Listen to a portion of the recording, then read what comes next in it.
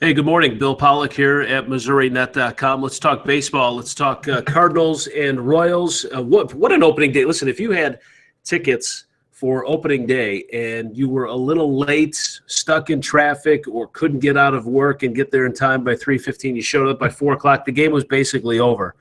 Cardinals off to a 9-0 lead after 3 innings, just beating up on the Brewers. 10-1. They've now won 4 in a row. They're up to 4-3. All those people that were panicking after the first 3 games of the season against Pittsburgh settle down. Now, listen, there's a happy balance. Are they going to play as bad as they did against Pittsburgh all season? No. Are they going to hit as well as they've hit so far against the Brewers and the Atlanta Braves, who are 2 of the worst teams in the National League? No. But you've got to be impressed with the rookies. Diaz, 3 for 5 yesterday, another double, an RBI. He's batting .533. Jeremy Hazelbaker gets the start in left on opening day. The 28-year-old rookie goes 4 for 4. He's now batting .426, couple of doubles and a triple. I was saying back in the game 2, as soon as I saw Hazelbaker, first of all, the guy was tearing it up in spring. He had 3 homers, 10 RBIs. That led the Cardinals down in Florida.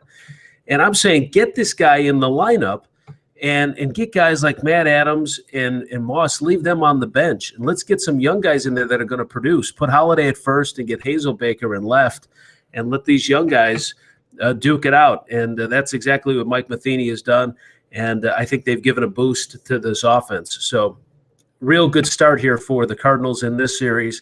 And, of course, they're beating up on the bad teams. And this is what I was concerned with, getting off to those slow starts. Now, you see Adam Wainwright, his ERA is up above 6, close to 7, about 6.5. Getting off to those slow starts, just kind of easing into the season. I wanted to see the Cardinals get off to a fast start because they've got some division games coming up against Cincinnati and the Cubs, and then they'll have Washington at the end of the month. So getting off to a good start in April is key for the Cardinals. All right, now the Royals go down to Houston. They lose 8-2.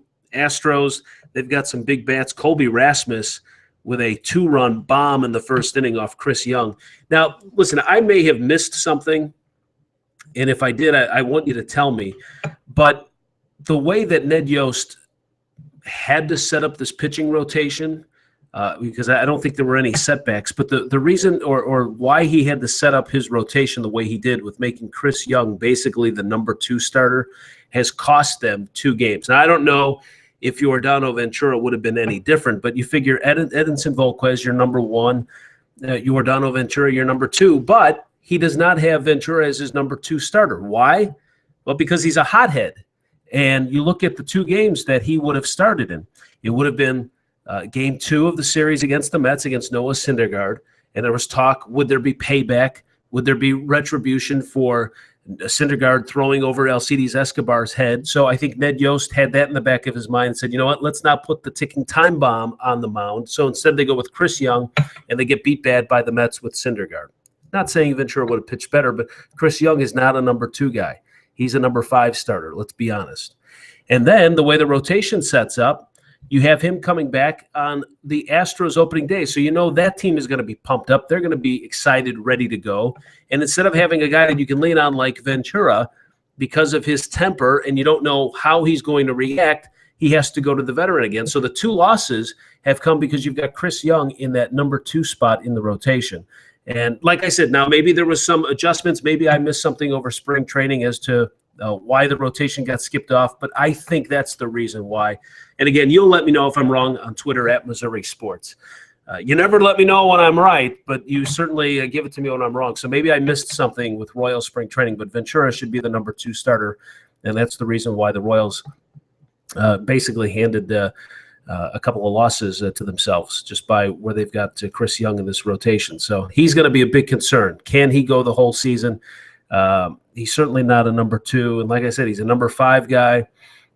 So there's some questions on the back end of this rotation for the Royals. So, all right, that's my look at baseball today on this Tuesday. Join me again next week. We'll chat more baseball. You can follow me on Twitter at Missouri Sports and, of course, at MissouriNet.com. Have a good day, and we'll talk to you soon.